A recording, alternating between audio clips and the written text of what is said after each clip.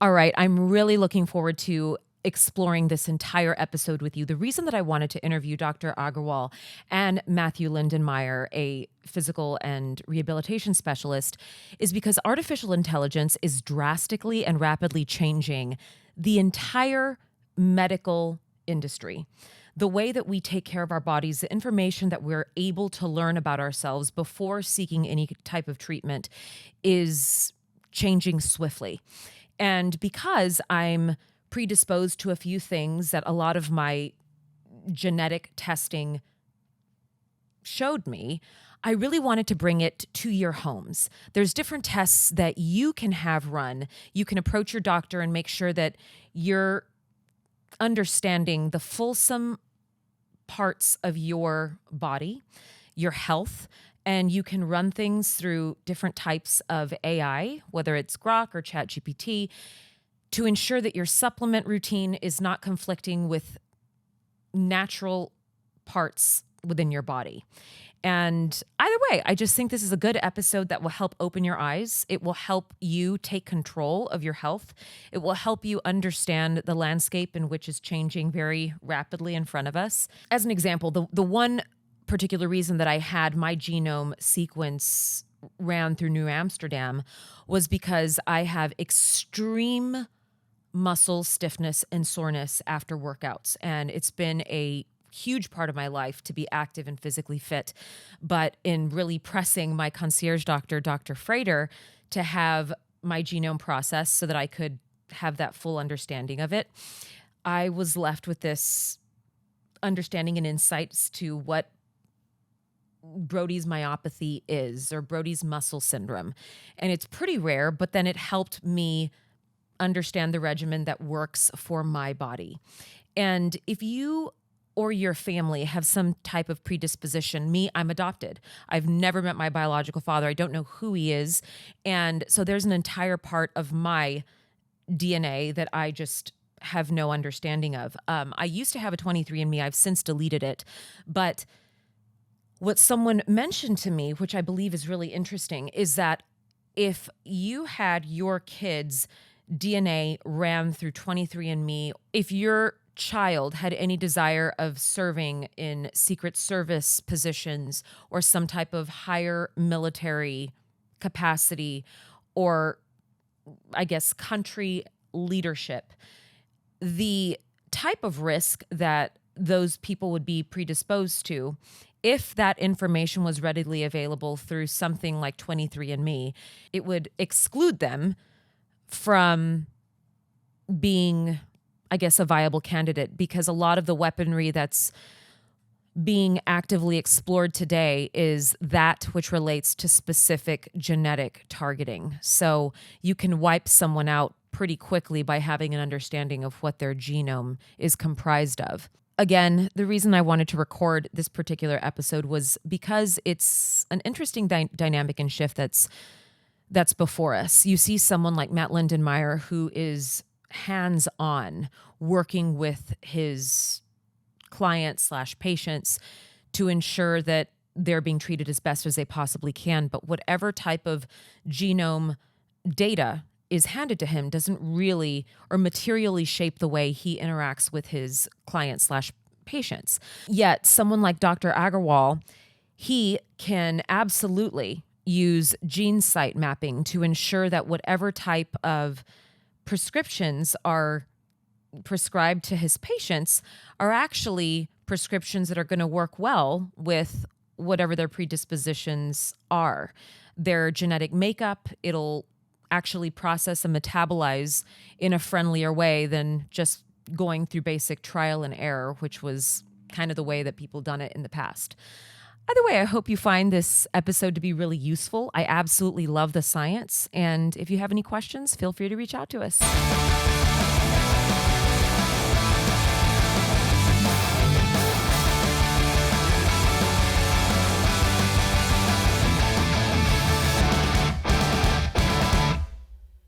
Gentlemen, it's Friday. I'm so happy you're here with me. I have Dr. Manik Aggarwal, who was my mother's concierge doctor. My mother has since passed, but I'm so curious to delve into a lot of the specifics that you work with on a day-to-day basis. And then I have Matt Lindenmeyer here, who's been an angel and a godsend to me. He's a rehabilitation and a fitness specialist and has helped me in wonderful ways. So the combined expertise of both of you gentlemen is what I really want to delve into today. Thank you for being here. Perfect. Thank you for Glad to having be us. here. Yes. Glad to be here. Manik, I loved walking into your office because, as you know, I belong to a concierge clinic myself with Dr. Frater and all that. My husband is at M Squared. And so I'm pretty well versed in the concierge space. And you were, like I said, just so wonderful and patient with my mother when at the end of her life with dementia and Parkinson's, it was, the biggest blessing. So thank you. It's my pleasure. Thanks for trusting me. Yes, absolutely. In both of your realms of more boutique relationships with clients and patients, do you find yourself speaking with more people who are very interested in genomic screenings to have an understanding of what their DNA is presenting and how you can work with it? Yeah, Doctor? absolutely. So, a lot of the things that we try to do in the office is to figure out what the diagnosis is and what's the best treatment for the patient on that particular day. And it turns out that not everybody responds to the same therapies and not everybody has the same diagnosis, or they're not all diagnosed the same way. And so when we use the word genomics, I try to kind of take a step back and say, how do we make this personalized for you? Yep. And how do we stratify you in terms of your risk? I've got some patients who have an elevated cholesterol, but they never have heart disease. And I've got other patients that have the same exact elevated cholesterol, and they've got a lot of heart disease. Yep. There's something going on behind the scenes, and it's our job to now utilize the science to say, this is why we have to be much more proactive with you, whereas for yourself, we can kind of lay low. And so that's, to me, where the personalized kind of precision medicine comes into play. With the people that I see, that's not the first thing that I'm looking at, because Sure, I focus of course, primarily with, soft tissue and how the body moves.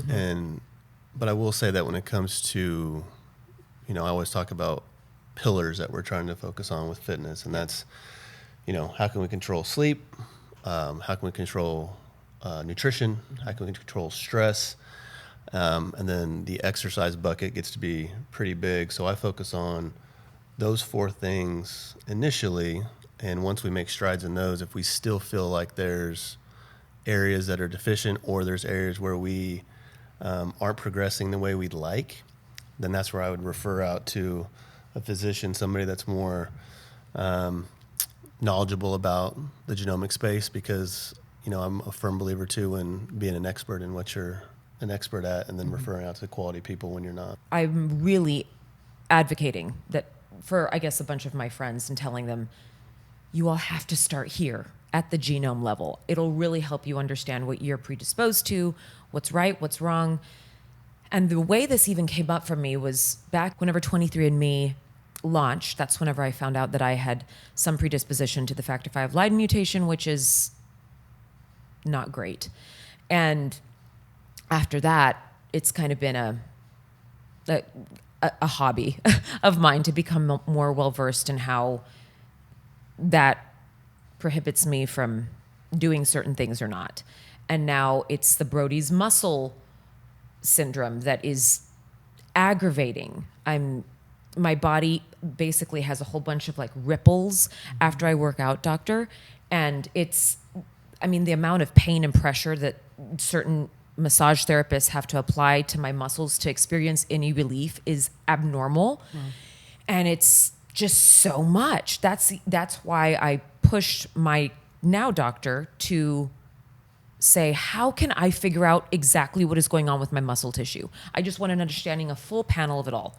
That's when New Amsterdam came up in the practice. So do you proactively offer this to your clients? Is this part of a regular conversation?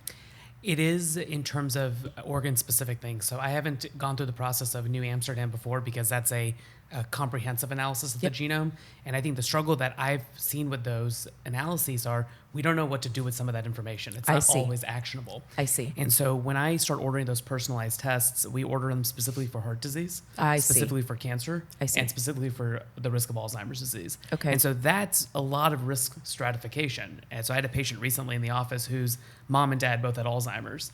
He's 60 and he's feeling some memory loss. Yeah. That's a big conversation. If I order this particular test on you, we will know if your risk of Alzheimer's is the baseline risk or if it's 10x. That's right. That's a philosophical conversation at that point. How much do you want to know? How is it going to affect your life? That's true. This particular patient went through with the test, had the abnormal gene, and now is really starting to shift the way he thinks. That's right. Right, in terms of what he wants to do with his kids, what he wants to do with his business, what he wants to do with his day-to-day life. That's right. Because he knows that at 60 he's okay, but 65, 70, or what age? And so that's where I order more organ-specific genomics as opposed to kind of a comprehensive panel. And for me, because of the outcomes of my screening or my panel, I realized that I am at high risk for some gastrointestinal issues, colon issues. I went and I had a colonoscopy and I had 3 precancerous polyps.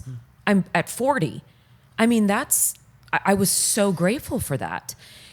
And so for me, that's, I think, why I'm such a believer in this stuff. And now it helps me to have a better understanding of my own work. So, okay, all right, this is good to know. This is good to know. And the age bracket of people, Matt, that you are particularly dealing with, what is your, I know you do a lot of work with kids as well, but I'm saying your practice, what is it comprised of age-wise?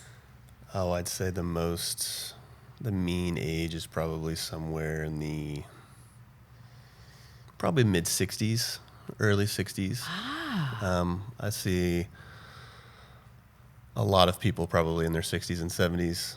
And I think part of that is, as you get older, you reach a stage where you've tried a bunch of different things and your body really just stops working the way you want it to work. And you've had enough time to accumulate potentially some bad movement patterns, some bad lifestyle decisions have compounded. And next thing you know, you wake up one day and it's hard to not just be athletic, but just move around in your daily life and, participate with your kids or your grandkids, maybe in this case. And then you start to try things. Yep.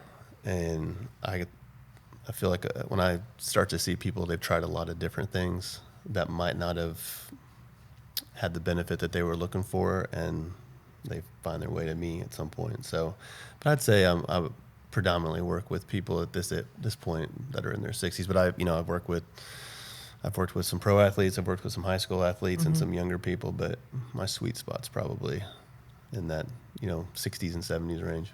Matt, can you tell Shannon what some of the kind of the disciplines of study that you've focused on and why you have this breadth of understanding that I just haven't encountered before with a lot of my other rehabilitation and physical specialists? Worked with some really great people. When I first started working in the business, that taught me a ton about kind of assessing the body and how to look for weaknesses, asymmetry, really focus on quality movement patterns and how to really get people to learn how to train and make those movements as strong as humanly possible. So learned a lot there. And I got, licensed by the state in massage therapy, but I've taken muscle activation techniques, I've taken active release techniques, I've taken integrated kinetic neurology, which is where a lot of the current, I've used it to kind of help that current modality to kind of help with a lot of the newer isometric positions I get people in. But it's a blend of a lot of different modalities, studying a lot about the mechanics of the body, how joints are designed to work, and then just kind of coming up with a framework and being creative, trying to be creative too with individuals with where they're at and how to get them to respond to what I want to do. But do a lot of soft tissue work, but I still feel like movement is king, and I'm doing this type of work, especially in like Sarah's case. I want her heel to work better. I want her subtalar joint to work better. I want her trunk to be able to rotate more, and all the things that I'm looking at currently in this one acute moment in time. But ultimately, I'm doing all of that to prepare her to get up and move on her feet better and teach her how to be more efficient and stronger in the movements that she's designed to do, which is squat, hinge, push, pull, flex, extend, and rotate. Because if she can do all those things well, she's going to be feeling pretty good and able to do pretty much whatever she wants to do in life. So the movement piece, which is what I transition everybody into, the movement piece is going, okay, I got to be able to fully, maximally load my limbs individually to the best of, everybody has a kind of an individual ability to load that wherever they're at on the spectrum. So Sarah's case, I'm trying to get her to load her limbs in every way she possibly can safely so that she can get stronger, gain more mobility, gain more agency in her own life. So the therapeutic arm, which is this, is just one piece of trying to get somebody in a position where they can move better. Oh, there we go. That feels much better. So as a concierge doc, I take care of people as young as 15, just at the end of high school. Ah. And my oldest patient's 101.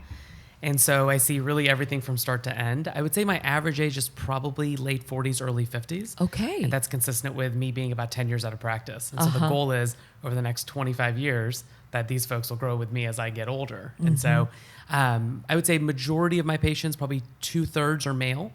I would say about half of my patients see me once a year because things are quite well. And the other half of my patients see me multiple times a year because they're either very proactive and they're making lifestyle changes and wanting to get labs done more frequently, or they're just chronically sick people. Yeah. And we know we need to be on top of their medications and monitoring images and so on and so forth.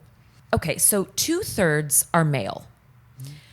So do you do any work with women and their hormones? I do. So I've started checking hormone levels over the last couple of years because the more that we learn about hormone deficiency, the more we realize that it affects more than just your mood or more than just hot flashes. It turns out it affects your sleep and it affects your drive and it affects your blood pressure and it affects your cholesterol and so on. And so where I start my practice in terms of hormones is I'll assess the hormones, I'll identify a deficiency, and I'm comfortable managing the early stages of hormone therapy. So starting patients on estrogen or progesterone. Sure. I've got a lot of men that take testosterone and manage all that very comfortably. Once I handle that portion, if the patient isn't doing as well as they need to be doing, that's when I know what I know and I know what I don't know, and I'm happy to refer out to a specialist who's going to help with hormone management. On the male side, that's certainly in my wheelhouse. And so patients that are taking growth hormone, HCG, testosterone, estrogen blockers, that stuff is really important. But for all the listeners, I would really encourage them to go to a trusted doctor to manage it as opposed to a men's clinic. Because unfortunately, those are not as well run and they're not as well monitored. The patients are not. And so I've had patients that have had poor outcomes due to excess amounts of testosterone, or I've had patients that have had fertility issues because they weren't on HCG at the time when they were taking testosterone. How is it that you work with kids, let's say our youngest or your youngest son's age, my oldest son's age, when it comes to training? Because I know you're constantly like, they should not be doing this at this age. They should not be doing that at that age. Talk to me about how you approach pre-pubescent young boys or girls, and then how you approach someone who has a hormonal shift much later in their life.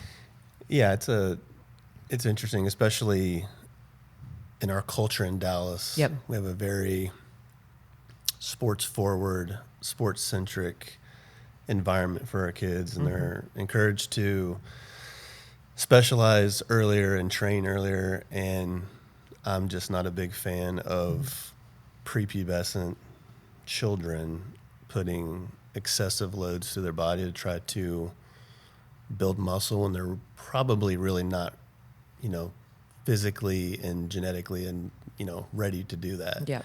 So I'm more of a fan of encouraging kids that are our boys' ages to play a lot of different sports, run, play, climb, sprint, do all the things. I have worked with my 12-year-old on, some body weight movements just to kind of work on having an idea of how to control his body in space. Yep.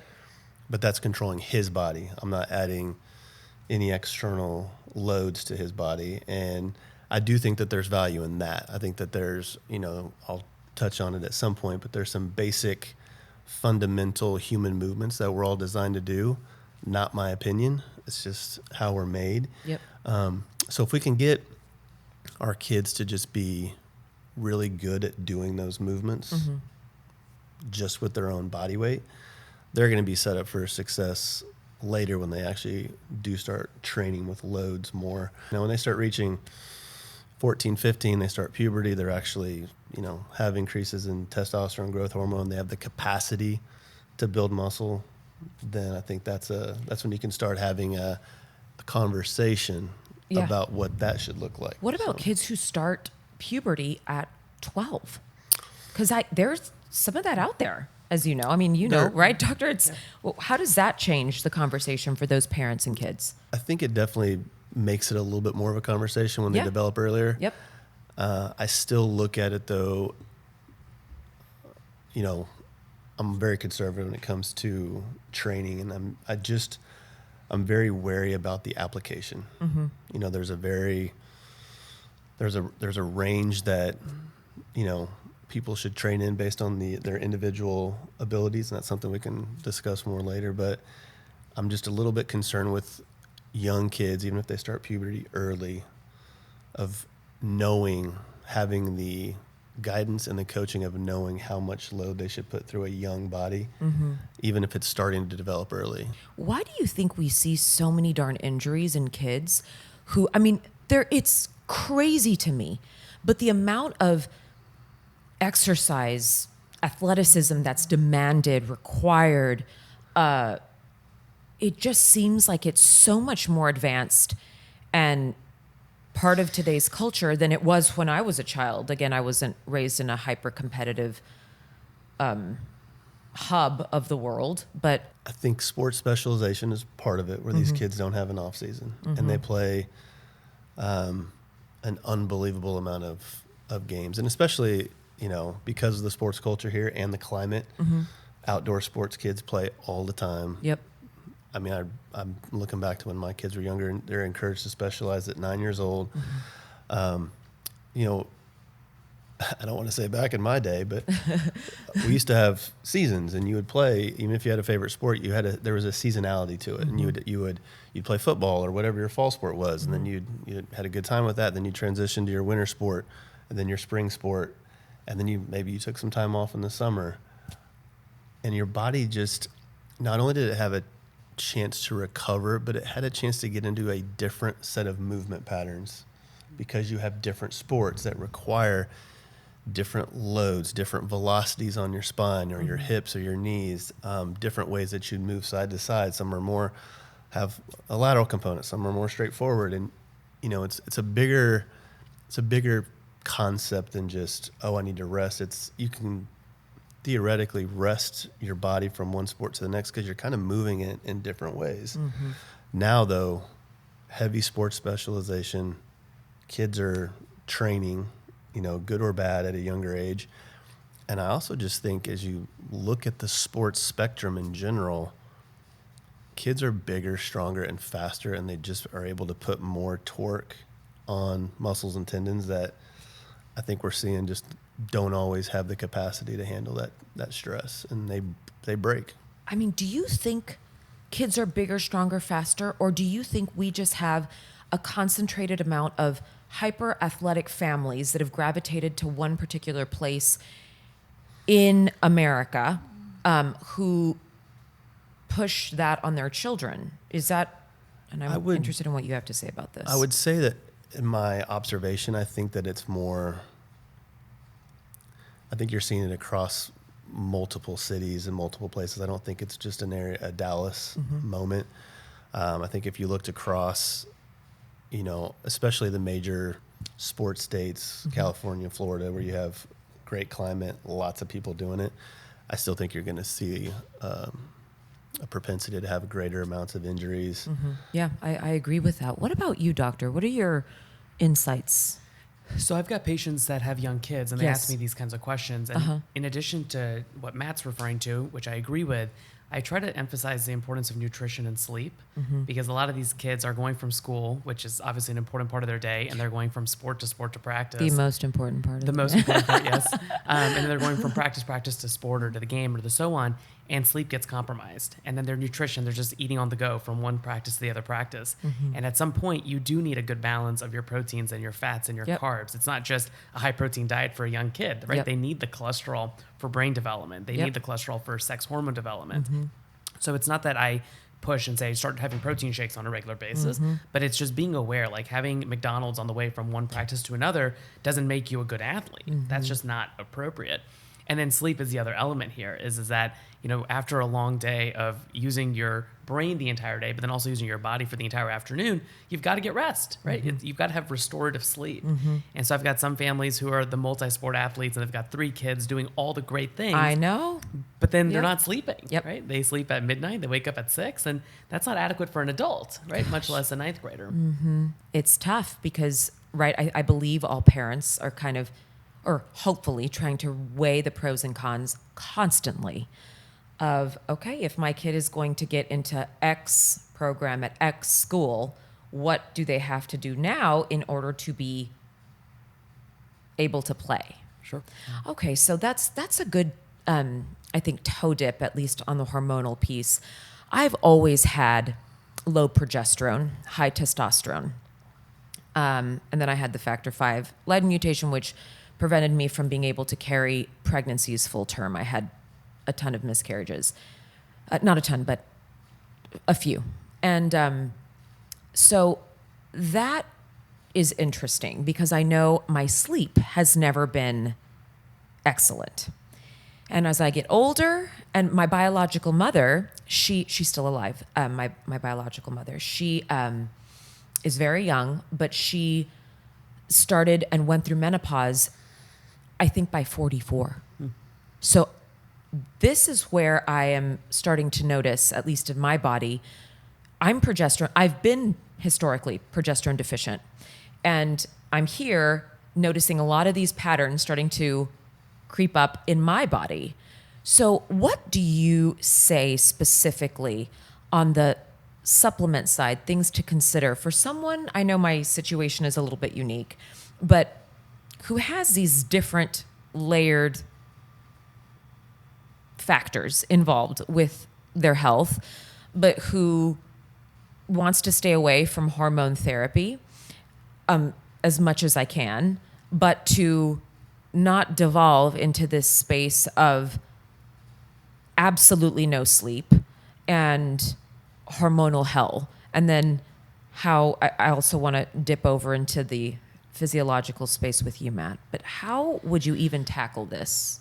So the first thing I do is I'm a big advocate for wearable technology. Okay. And so we have a lot of tech now that helps us monitor our sleep. Yep. And 3 or 4 years ago, I would have never given you that answer. 'Cause the data just wasn't very good, or the output wasn't very helpful. Presently, some of the brands out there are really, really good. And so I'll have patients come back and tell me, I had that one tequila on Monday night, and it disrupted my sleep for 2 nights in a row. That's right. And when I'm Unfortunately. tequila less for several nights, I sleep really great. Yeah. And so identifying those patterns is, I think, very helpful with sleep in particular. In terms of hormones, so there's good data on magnesium intake for hormones. There's a new drug out there recently introduced by the FDA that's a non-hormonal medication for menopausal symptoms. And so I've advocated for that for a couple of patients. And then I think the third thing is, and this is where I think Matt is the expert on it, is your kind of mind-body wellness. Is what are we doing with our muscles, with our joints, going back to the restorative sleep side. A lot of the patients that come to me with menopausal symptoms, it's just profound fatigue. And I'll order all the labs, and then I'll order all the other labs, and all the other labs, and it's all normal. Right? But you're in menopause, and you went from a hormone positive state to now a hormone deficient state. That's right. And so I think that's where I rely on really good folks like Matt to say, how can we help this person feel stronger? How can we help this person identify which joints or which muscle groups are the problem and then move forward? the biggest thing, like I talked about earlier, is, sleep, nutrition, stress management, and then the bucket of exercise. Those are really the focus points for me. Any additional, like I said, testing or hormonal things, I would refer out to somebody that was specialized in that. But I do feel like there's, a giant avenue that people kind of want to skip past, and that is really, do I want to focus on nutrition? Do I want to focus on sleep, stress management, and actually going through and consistently committing to doing, I'll call it exercise, but it's really, improving cardiovascular health, musculoskeletal training, really improving all of those buckets gives you, I think, a pretty good idea of, if you can commit to those, how good can I feel? And if I still feel like I'm lacking, that's where I think additional testing would be incredibly valuable. And that's not to say that, I would ever say that, getting testing done first off when you first start a new plan, a new goal, a new lifestyle commitment of going, okay, I'm going to go get a full blood panel done. I want to see where I'm deficient in, vitamins, minerals, hormones, all the things. I think there's incredible value there, but I do think that a lot of people will sometimes skip to that before wanting to kind of invest in the things that they might have more control over, but are a little bit harder to invest in. So I think that's, it's kind of where I've always landed. What I'm interested in, whether you all are provided this from patients, like here are the supplements that, and then I ran them all through ChatGPT because I thought, all right, I want to know what to take at night, what to take in the morning, but I sleep with my Oura Ring. Then I have my fitness scale that, reads all of the different data every single morning. And I love data. Love it. I thrive on it. And so I know I don't know if a lot of people are this way, but I love it. And so I know what supplements I should take in the morning. I'm acutely aware of what they do to my body at different times of the day. Love magnesium. But again, how often are you all suggesting that people go back to their doctor and revisit this blood work? Do you find that once a year is sufficient? And how often are you recommending your patients to revisit their supplements with you to be able to build a certain amount of muscle? Because I find muscle is so important in our aging. I mean, the retention of it. And so I'm constantly fighting, despite all of the pain and discomfort that I've been in because of my Brody's muscle stuff, and then this, herniation tear in my back and all the hip stuff. What are these conversations like? How often are you requiring that your patients and your clients talk to you about this? Is it once a year, twice a year? So it's at least once a year for sure. Yep. But a lot of my patients, and I think why I really enjoy practicing concierge medicine is I have a lot of patients who are very invested in their health. Yes. And yes. as a I know result, some of your patients. They come twice a year. They come 3 times a year. And they'll say, you know what, I'm going to try intermittent fasting for the next 90 days. But before I do it, I want to get my lipids and my diabetes things checked out. Not that they have elevated lipids or diabetes, but they want to see how intermittent fasting for 90 days makes a difference. Or they want to do an intense workout regimen for 6 months and get pre and post labs. And so 2 comments that I wanted to make previously was, there's this big push for using things like liquid IV, which is a great thing, right? But I've had more patients, or like Element and other these big brands. I've had more patients in the last 12 months who have come in for screening labs that have elevated calcium and potassium levels, of course, that I've ever had in my career. Yeah. And when you ask these patients, they're like, "Oh, I do liquid IV twice a day." But like, why do you do liquid IV twice a day, right? And I understand if you're particularly dehydrated, if you're hungover, if you're coming out of your sauna or something, right? But the idea of I don't drink water, I just drink liquid IV or Element is just an odd way to go. And so I really encourage patients, and I hope all my patients would agree with me, that when they step foot in my office, no matter what they're there for, I review their medicines. Because they'll start adding things on their own, or they'll come in with a particular problem. Well, it turns out that these 2 supplements don't agree with each other. Correct. Or That's you right. You have a toxicity of vitamin D and therefore your calcium went up, and therefore you had a kidney stone. And so that's like, this is the worst pain I've ever been in my whole life. And it turns out that they kind of did it themselves because they saw something on TikTok to take a bunch of vitamin D. And so, in some ways, it's very educational. I think that's a lot of the core of what I do in the office is, hey, do more of this, do less of this. I think the push for vitamins is aggressive. It is. We try our best to be evidence-based, get the labs. If your labs are good, then you're good. Yeah. You're getting your vitamins through your nutrition. And if you happen to have a B12 deficiency, we'll treat it. But I think the idea of everybody needing to be on a plethora of meds is just not the way we should operate. I agree with you. What do you have to say? I also agree with you. When it comes to when it comes to blood work, obviously that's not something that I personally do. So I would say whoever I refer to, I let them kind of obviously be the quarterback when it comes to that. And, the things I said earlier still apply as far as, feeling that, to your point exactly, like, let's test to see where we're deficient and then supplement. That makes very logical sense to me.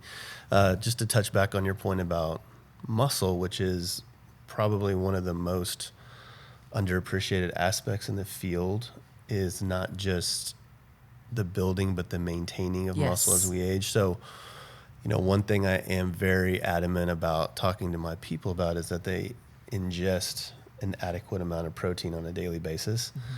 And that actually as we age, we have to increase our protein supplementation even a little bit more because we become a little bit more inefficient at, being able to metabolize it. So the two of the best ways that we can maintain, preserve, and, for younger build muscle mass is eat adequate amounts and train our bodies to, a certain degree, putting a lot of force through our joints and our muscles so that they have the stimulus to want to grow and maintain that, because muscle is a very, very expensive resource. And so you have to prove to your system that you need it in order to maintain it or build it. And in the absence of that, you lose it. We are woefully deficient in our ingested protein as a population.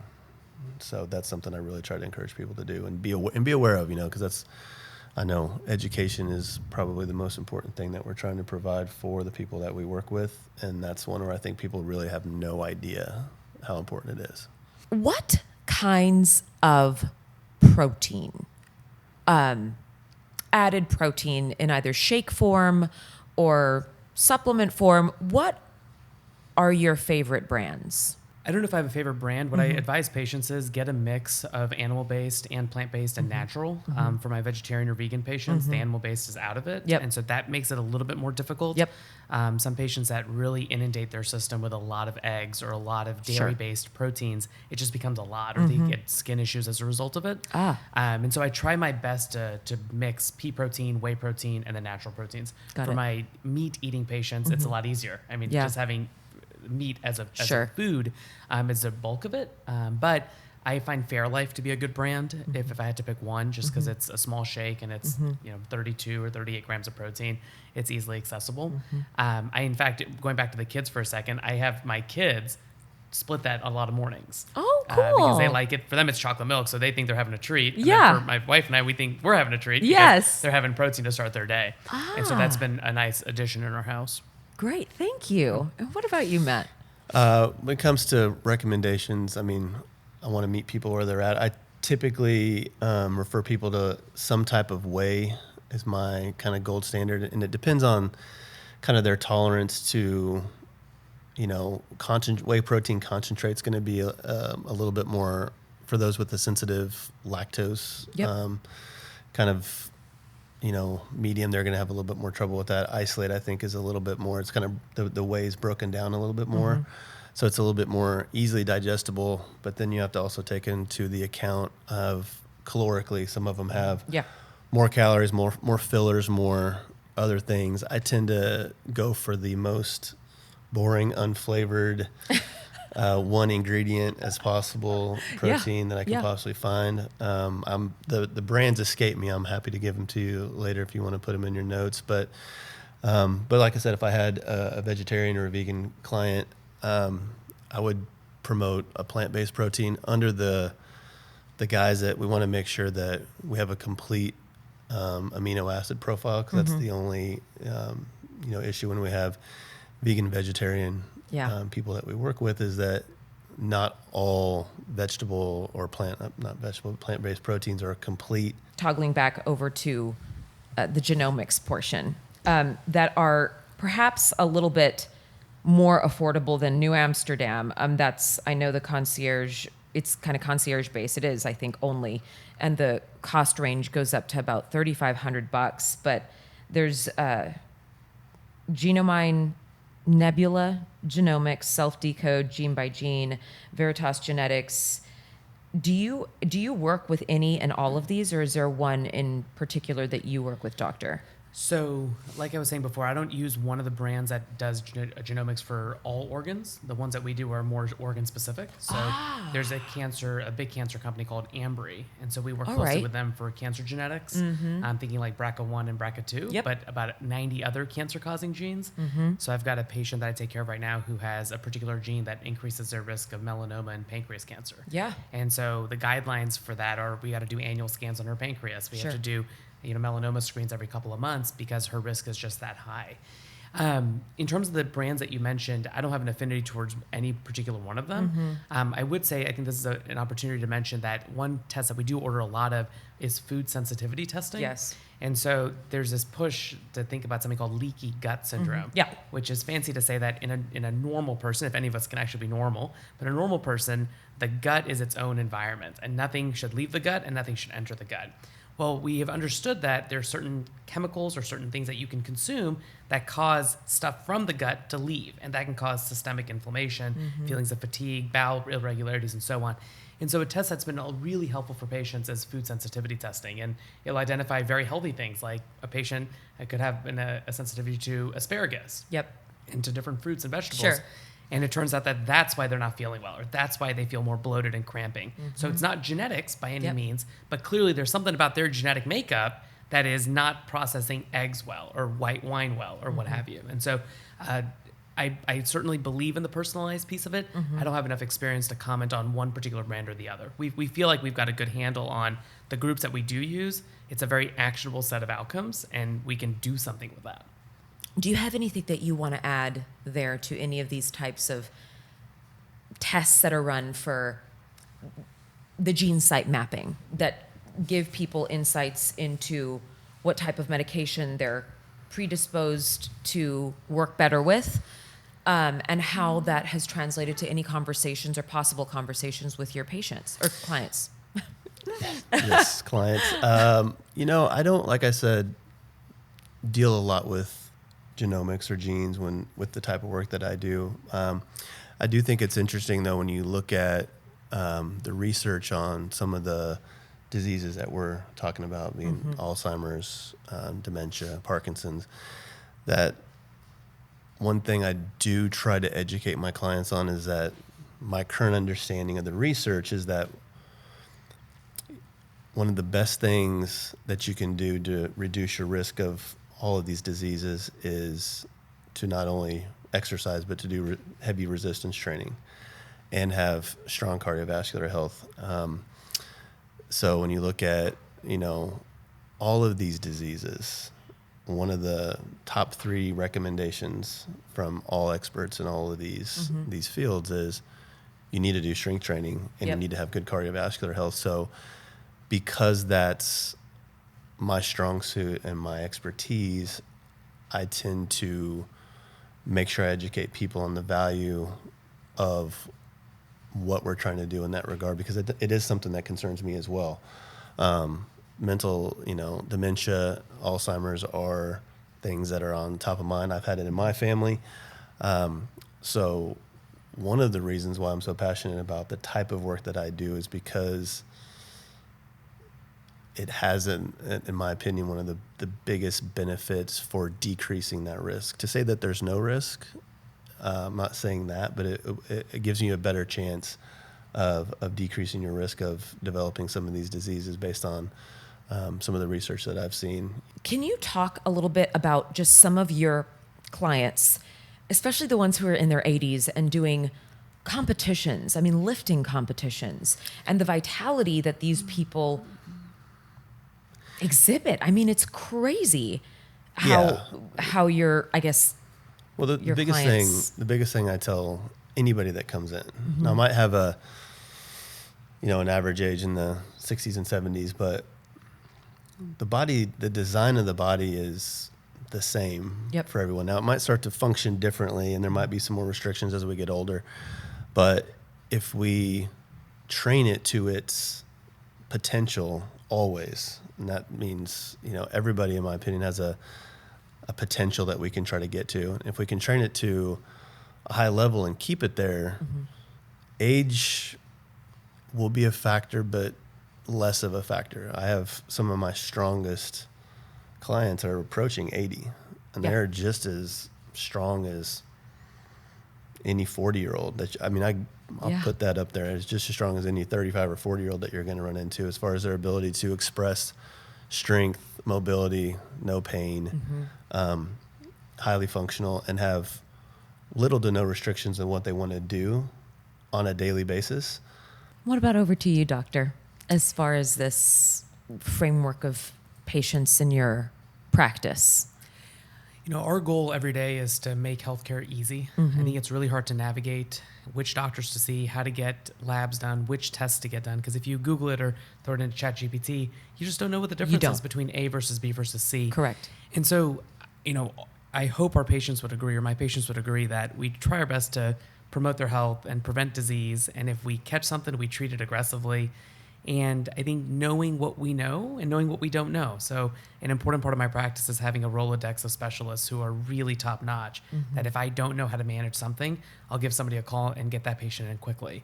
I believe, or hopefully, that over the course of the evolution and introduction of AI into our lives more and more, that your type of setup, I guess both of you, in more of a concierge boutique space, will hopefully be the norm, as accessibility hopefully becomes more possible. What are your thoughts on that? I hope that's the case. I think the challenge is that corporate medicine is the mainstay of healthcare in this country. And you have to have the mega groups in order to support the hospitals and the surgeons. And so will that ever go away? Yeah. I don't think it will. The way that insurance is set up, and certainly in this conversation, we're not going to be able to solve that problem. No. But what I would say is that in the world of concierge medicine, it's becoming much more normal. Even 5 years ago when I started it, it was like, oh, so what is that? What does that mean?